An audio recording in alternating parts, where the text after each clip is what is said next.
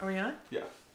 All right. This is for Alicia, Mm-hmm. right? I understand that, you've been doing yoga, which is very powerful. Yoga is so misunderstood as an art form. People think it's just another physical activity like an aerobic class.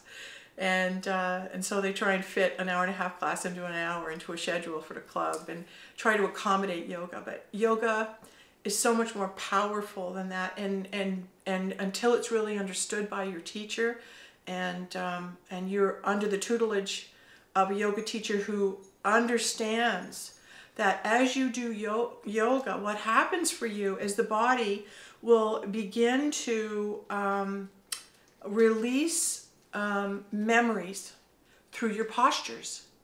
And so often yoga can be a very scary art form for people who have, let's say, maybe suffered abuse when they were children. But the good thing is, if you stick with it and you actually speak, at the same time with a counselor, it will release and your body will free itself. It's like a poison.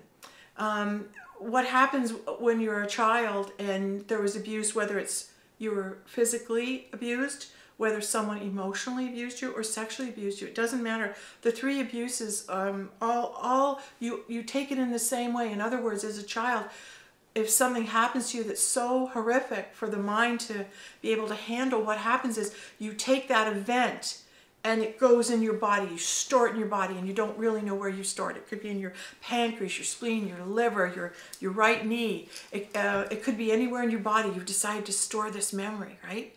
So when you start doing yoga, what happens is these memories, they begin to surface through the different postures. So you can be holding a posture and all of a sudden there's this, oh my God, I'm going to cry. Or, oh my God, I feel I'm going to throw up or whatever. So the body will start to let go of this garbage that's been stored in it. And that's the power of yoga, because it cleanses you. So when you're in those postures and you're releasing with the breath, you're actually healing the body and you're allowing those memories to surface. And here's the thing that's most important, and that is you will remember your past childhood when there's somebody there with you who will believe you. As long as you, and we just, we're speaking about, usually you'll start to, around the age 35 or 40, there'll be a stirring in you, there'll be an upset, there'll be, why did I always fight with my mom, or why did this always happen, or why can't I seem to go in an elevator, or why do I freak out when I go in my brother's room? Something like that. Whatever happened to you you'll start to notice things are bothering you or whatever. And those are signals that your body's wanting to let the garbage out. So the reason that you don't until that age is it's not safe to remember, because chances are when you tried to share your abuse with someone when you were little, you were told you made it up, it didn't happen, get to your room, nobody's listening to you, or they'll discredit you, especially if a parent is an abuser. They're more invested in defending their position of why they did it or why they didn't help you when they knew somebody else was abusing you. So they have to stand and hold their position and then go on the defensive. So you're not going to get any sympathy from them. Instead, you're going to get, oh, you're emotional and you don't know what you're talking about and whoever believes you. And so you will get discounted. Therefore, you grow up feeling you don't matter. You've been objectified. And that means you have been stripped of your emotion. And it doesn't matter how you're feeling. What matters is you put on a good face and show everybody else that everything's okay, even though inside it's not. So when you come in contact with a good counselor or you go to a group, which I would highly recommend, the most powerful way to heal from abuse is go to a group of people who are also going through the same process, because the mind is very slow to allow the reality of what happened to come in. You have to be able to be safe. So when you're in a safe environment where it's safe to remember, your memories will come out. So if you are a little bit worried about doing yoga because you're wondering if this could happen for you, just go slowly. And if you're feeling that you're overwhelmed, stop for a while, but don't stop seeking help. Love yourself enough to get yourself in the right place and ask the universe, ask God to send you your healers, send you your teachers, and the universe will comply. Here's the other thing I wanted to add about what I've felt is one of the reasons why there is so much abuse and why it's so widespread. I believe it's meant to happen. And the reason that it's meant to happen is because it is a death. Abuse of any kind on a young child, it's so heavily imprinted on them. It kills who they could have been. It kills the soul. You die. Part of you actually dies. Abuse of a child is murder. It's straight up murder, because you murder that aspect, that soul, that light, that little innocent light that sees the world as joy, that experiences everything as beautiful and wonderful and loving. And when that when they are perpetrated in such a way that that little light goes out, we suffer and we die.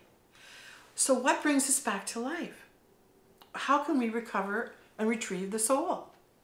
The answer is you must come to know yourself. And you're not meant to go on that soul recovery journey without God's help.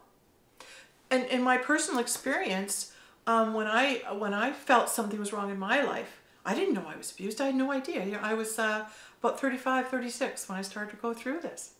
All I knew is I fought with my mom all the time. I fought with my sisters all the time.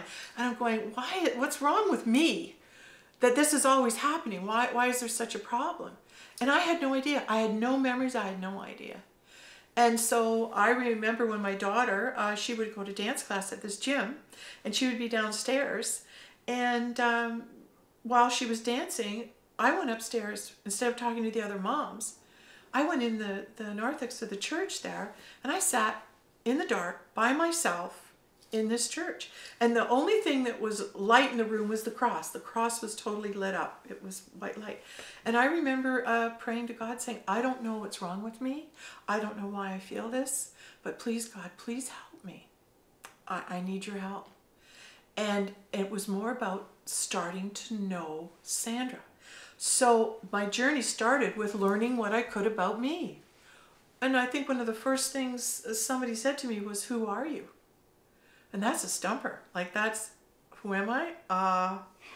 And then you really got to think and discover who you are. And your journey then now becomes the unraveling of all the lies, of all the physical adventures of all your life so far that you thought was your life, but really it's an illusion.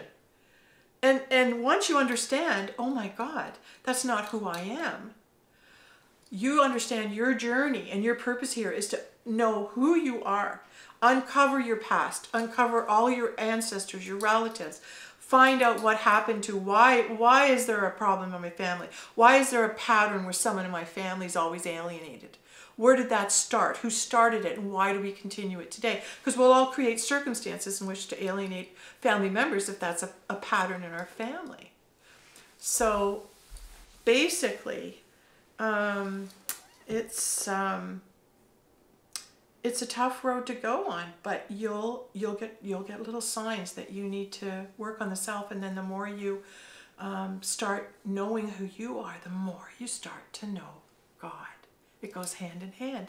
And once you have that relationship where you are able to understand that you are a child of God, that you are that light, and you work towards communicating and becoming one with God, and that just means spending time with Him, getting to know Him. What is He like? What do I, how do I spend more time with Him? How do I do things that please Him? And so you start on this adventure where you come to know and love God, and that's the healing process. That's what heals you from abuse, is moving into that rediscovery of self and move into the self-love. So you yourself become your own white knight, your own rescuer. You go back, you retrieve your own soul spirit, and you move it forward. And that is the secret of healing from that abuse. It's recovery of the soul, of the self. So in the sense, what does that really mean? It means that's when we're born again. That's the true meaning of born again.